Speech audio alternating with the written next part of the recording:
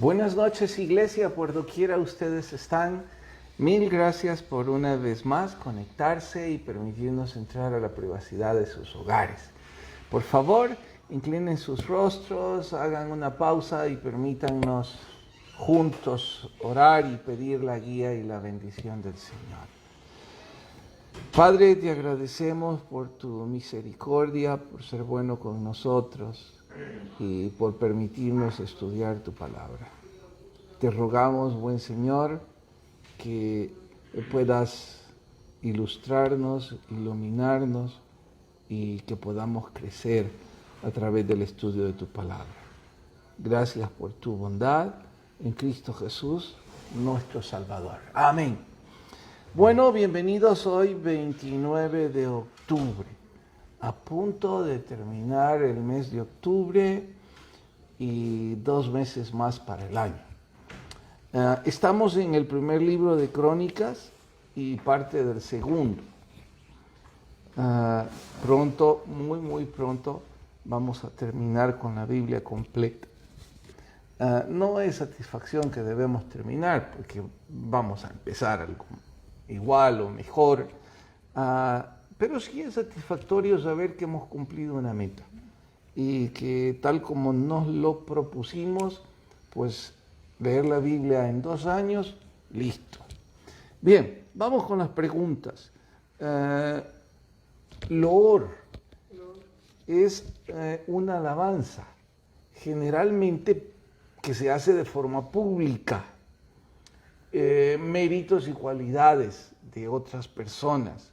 Claro que en este caso es alabar a nuestro Señor, es otra forma de decir demos alabanza, demos loor, exaltemos sus méritos y sus cualidades, que en el caso de nuestro Señor pues son infinitas. Eso es loor. Advenedizo, intruso, forastero, alguien que se ha introducido en una posición, en un ambiente o en una actividad que no le corresponde por capacidad, sino que está ahí por cualquier otro medio, pero no ganado el mérito de estar ahí. Esa es una persona advenediza. 3. Sí. Destaque lo que un padre debe pedir para su hijo por sobre todas las cosas.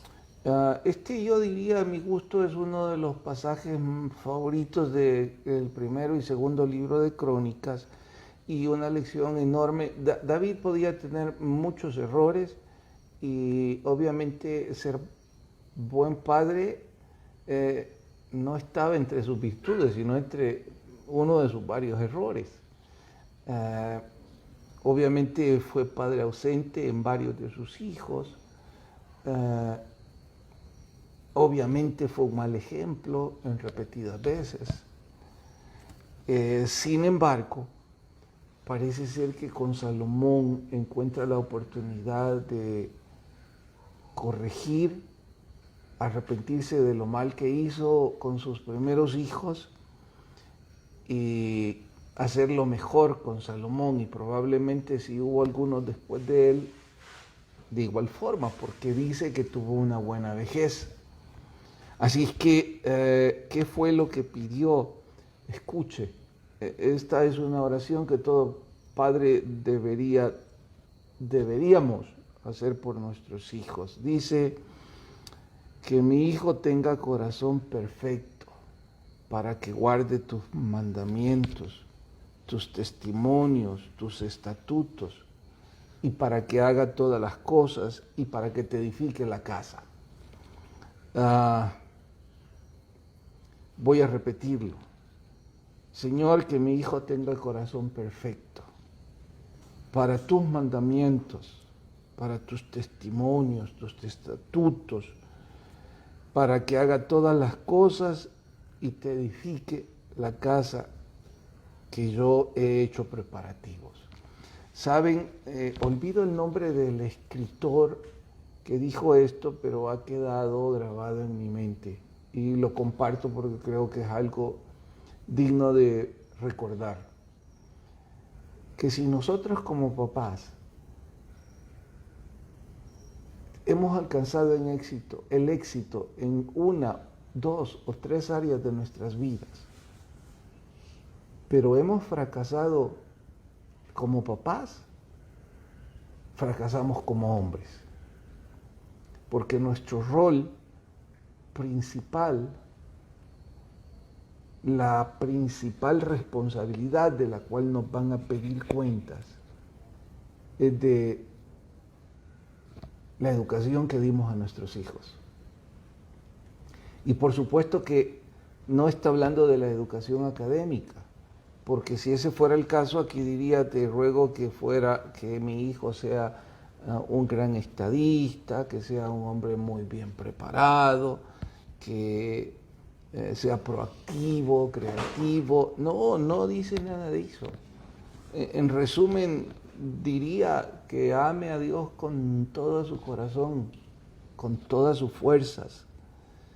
Y claro que esa es nuestra responsabilidad como papás, guiar a nuestros hijos en esa dirección. Así que todos los que somos papás, bien por ustedes que les dedican tiempo, que les están heredando una buena educación, me refiero a académica, que les están heredando bienes, recursos para cuando ustedes no estén más, pero muy mal si no les están heredando el temor a Dios sobre todas las cosas. Trágicamente mal. No habría una tan sola razón del por qué enorgullecernos si no estamos brindando eso a nuestros hijos. Pero hay una cantidad de papás que parece les importa poco esto, o nada.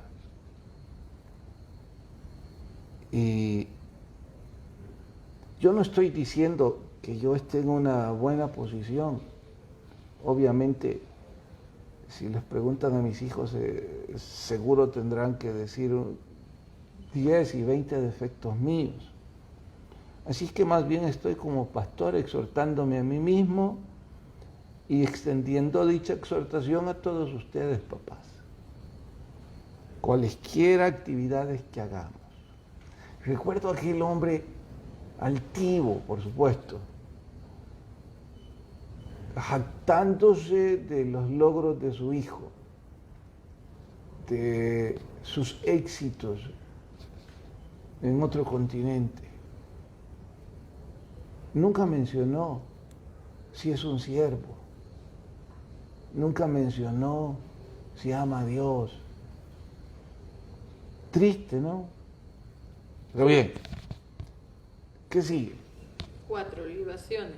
Libaciones es un ritual, una ceremonia de la antigüedad que consistía en la aspersión de cualquier bebida sobre una ofrenda. ¿Qué es aspersión? Usted toma un vaso de agua, mete sus manos y la riega. Esa es una especie de aspersión, aunque en un regadío va a encontrar ese sistema en donde salen los chorros y por aspersión pues humedecen la tierra. Esa es la forma correcta de usar el vocablo. En este caso está hablando de la técnica de meter la mano en un depósito lleno de una bebida y derramarla sobre la ofrenda. ¿Qué bebida? Pues podía ser cualquiera. Era la intención del corazón, la calidad de la ofrenda. Eso era libación. 5. Sí. ¿Cuántos años duró el reinado de David? 40 años, y quise poner eso porque es como un detalle histórico significativo que vale la pena tener en mente. Los primeros 3 reyes de Israel, los 3 gobernaron durante 40 años. Claro que si son los 3 más grandes, los 3 más emblemáticos, los 3 más exitosos, y los 3 que no cabe una pizca de duda que fueron los que Dios decidió para el trono, y cada uno reinó 40 años, es como un número allí a tener en mente. ¿Qué puede significar para el futuro? No podemos aseverar nada. Algunos dicen que las generaciones van de 40 en 40, pero todo es especulación, doctrinalmente nada. Solo vale la pena tenerlo ahí en mente. Sí. 6. ¿Qué pidió Salomón y qué recibió? Aplíquelo. Creo que todos sabemos el asunto. Es una de las historias más contadas, no solo por la iglesia evangélica, sino que por muchos medios seculares, como un ejemplo de sensatez y de reciprocidad. Digo reciprocidad porque el hombre que alcanza sabiduría alcanza las otras metas. No estoy diciendo que el hombre o la mujer que alcanza sabiduría se va a volver millonaria. Estoy diciendo que el hombre o la mujer que alcanza sabiduría descubre que el hombre más rico no es el que más tiene, sino el que menos necesita. Aprende que por sobre toda cosa guardada debemos guardar nuestro corazón. Aprende que el temor a Dios es el principio de la sabiduría. Aprende, acuérdate de tu Creador en los días de tu juventud antes que lleguen los días malos. Aprende, la palabra de Dios sobre todo, y esa sabiduría le da el éxito en, si no todas, una gran cantidad de áreas de la vida.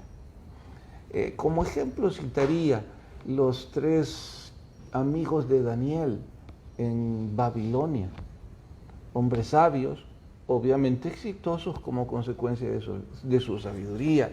El mismo Daniel, José, Josué, larga lista. Bien, ¿qué sigue? 7. Cabrahigos. Cabrahigos es una higuera silvestre. Yo tengo la meta pronta de sembrar una higuera.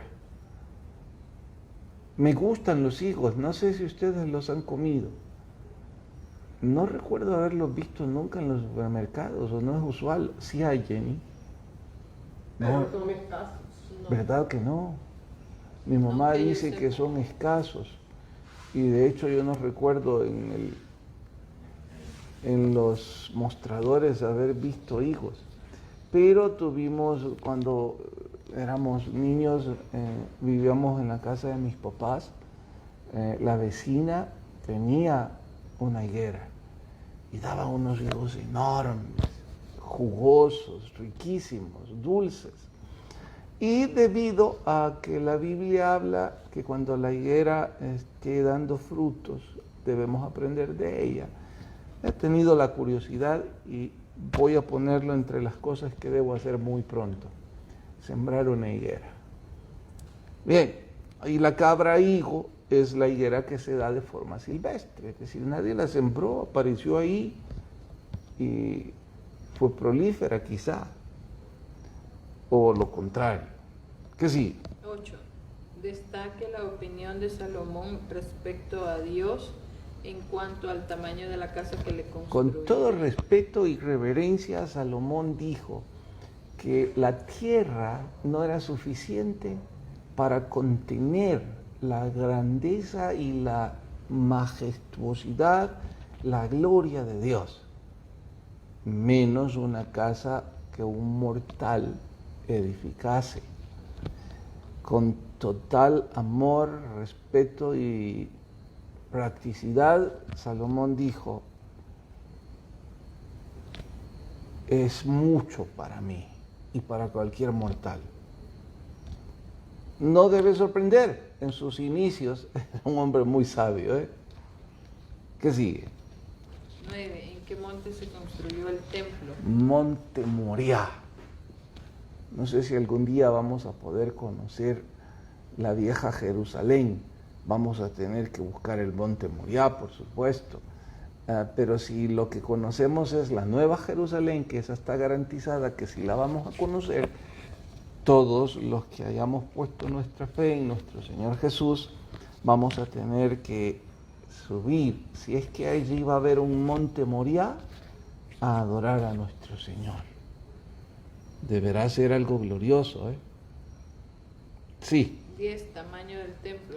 Quise poner el tamaño del templo y del lugar santísimo, además de que se describe en la lectura de hoy, porque también es otro dato curioso pensar en la unidad de medida que se ocupaba en ese entonces, era el codo. Está hablando de aquí hasta aquí. Claro, dependiendo de el tamaño de cada persona, eso varía, pero como promedio se cree que es 0.45. Eso significa que es muy cercano a medio metro. Si ahora lo convertimos, pues el templo era 30 codos, 30 metros por 10, 300 metros cuadrados. Un poco menos del templo en donde del edificio en donde nosotros como iglesia nos reunimos. En cuanto al tamaño del lugar santísimo, era de 10 por 10. Déjeme estar seguro, 20 codos. Sí, era de 10 por 10, 100 metros cuadrados. Esto más pequeño, el lugar santísimo nada más. ¿Qué sigue? 12. El tamaño de las dos columnas. Voy a ir de una vez a Jaquín y Boaz.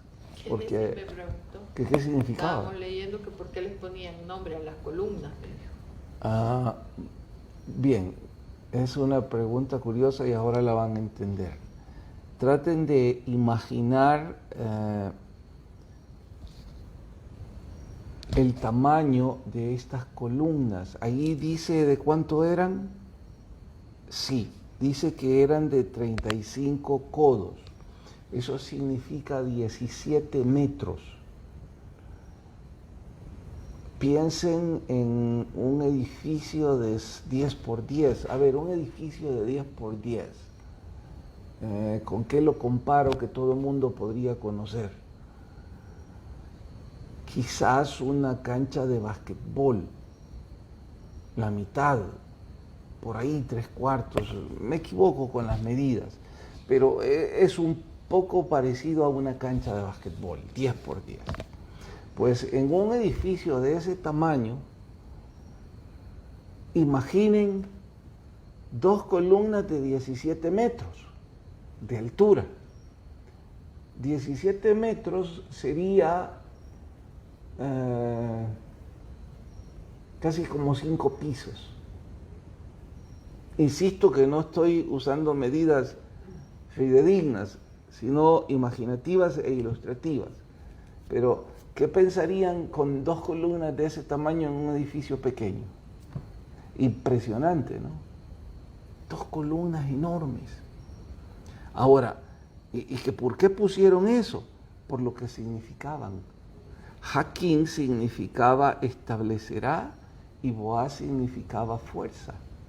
Entonces el significado es Dios establecería su fuerza por lo que habitaba en esa casa. Ahora que Génesis te preguntó, piensen toda la gente entrando y preguntando, ¿qué es eso? Dios establece su fuerza, su fortaleza en su casa, en la presencia de Dios, en el Shekinah.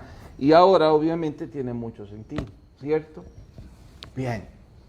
¿Hay alguien a quien saludar? ¿Tenés algo que mencionar hoy? Antes de ir al libro fin. Solo que han dicho buenas noches: José Alberto Batres, Ricardo Tid, Mana Sonia, Romeo Amin. Buenas noches. Buenas noches a todos, hermanos, y gracias por estar con nosotros. En cuanto al libro, dale, vamos a ir en orden. 1. ¿Por qué se genera el respeto? Por confianza propia, dignidad y cortesía común. 2. ¿Cómo se asesina el respeto? Me quedé a medias porque quería mencionar lo opuesto, pero me di cuenta que la pregunta 2 es lo opuesto.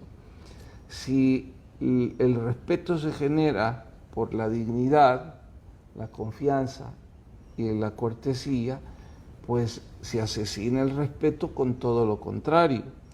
Pero el doctor Dobson es un poco más explícito y dice, mediante retorcerse las manos, humillándose y suplicar misericordia. Ya sabemos que el doctor Dobson está totalmente en contra de que un esposo víctima se humille ante un cónyuge. ¿Qué dije, esposo? Sí, esposo. No, debe decir, está totalmente en contra de que un cónyuge víctima se humille y pida misericordia ante un cónyuge abusivo o abusiva. Quiera Dios que los que están siendo víctimas reaccionen pronto y no permitan más ese abuso. No es consejo de este predicador, mucho menos mi experiencia. Han visto suficiente evidencia bíblica, profesional, han comparado las cartas, me imagino, de este libro. Vamos, de ese paso y busque la salida correcta poniendo su fe en el Señor. Siga. 3% de estudiantes que se acuestan con maestros de psicología. Yo escribí esto porque estuve interesado y no tuve el tiempo y a lo mejor no era atinado. Yo estoy convencido que no es solo los maestros de psicología. Yo creo que hay un morbo extraño en donde muchos alumnos se enamoran de sus maestros. ¿Recuerdan en la adolescencia? Cantidad. Que de dónde está ese morbo, que por qué se genera, no es nuestro asunto, pero existe. El doctor Dobson, profesional y experto en la materia, lo recalca porque genera mayor riesgo y peligrosidad. Cantidad de hombres y mujeres solicitando ayuda en psicólogos o en consejeros, en pastores. Y el índice es enorme, el porcentaje es 25%. ¿Qué estoy diciendo con esto? Aconsejados y consejeros a tener mucho cuidado al respecto. No olvido aquel, por cierto, maestro de psicología. Él era psicólogo, pero nos dio consejería pastoral. No, es todavía psicólogo y pastor. Nos decía, cuidado cuando estén dando consejería, háganlo en una oficina con vidrios, que ustedes estén ante el escrutinio público, que no sea en un sitio cerrado y privado en donde pueda suceder cualquier cosa. Y ahora puedo repetirles eso a los pastores, que es mi cercanía, y decirles, si va a aconsejar a una mujer, abra las ventanas. Mejor aún, aconséjela en el templo. Y que sepan más personas que ahí está una mujer que usted está aconsejando. Se evita problemas y permite ser de bendición para esa persona y para usted mismo. Desde luego a tener cuidado con el porcentaje. ¿Qué sigue? 4, lo opuesto del respeto propio. El pánico desbocado, los exabruptos, lo irreflexivo, lo impulsivo. Y finalmente, ¿Es la ignorancia una bendición? es una maldición, es una desgracia. La ignorancia, dice, olvido el pasaje y el escritor, mi pueblo perece por falta de conocimiento. Mi pueblo está muriendo porque son ignorantes. Eso lo dice la Biblia. Entonces jamás el conocimiento le generará desgracia.